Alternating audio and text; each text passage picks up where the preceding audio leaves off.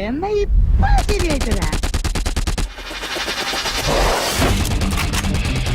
ഇതുവരെ ഈ channel subscribe ചെയ്യാത്തവർ ഉടൻ തന്നെ ഫ്രീ ആയി സബ്സ്ക്രൈബ് ചെയ്യുക. റെക്കോർഡ് റിലീസിനൊരുങ്ങി ഗ്രേറ്റ് ഫാദർ. ചിത്രം കേരളത്തിൽ റിലീസ് ചെയ്യുന്നത് 202 കേന്ദ്രങ്ങളിൽ. കേരളത്തിന് പുറത്തെ ചിത്രം 150 കേന്ദ്രങ്ങളിൽ 31-ാം തീയതി പ്രദർശനത്തിനെത്തും. പുലിമുരുകന്റെ ആദ്യദിന കളക്ഷൻ പഴങ്കഥയാകും. കുറെ നാളുകളായി പലരും ചോദിച്ചുകൊണ്ടിരിക്കുന്ന ചോദ്യമാണ് ഗ്രേറ്റ് ഫാദർ പുലിമുരുകന്റെ ആദ്യദിന കളക്ഷൻ തകർക്കുമോ എന്നത്.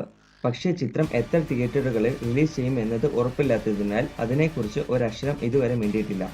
എന്നാൽ ഇപ്പോൾ ധൈര്യപൂർവ്വം പറയാൻ സാധിക്കും, ഗ്രേറ്റ് ഫാദറിന് ഒരു പോസിറ്റീവ് റിവ്യൂ ലഭിച്ചാൽ പുലിമുരുകന്റെ ആദ്യദിന കളക്ഷൻ ഡേവിഡ് നൈനാൻ കൊണ്ടുപോകുമെന്ന്.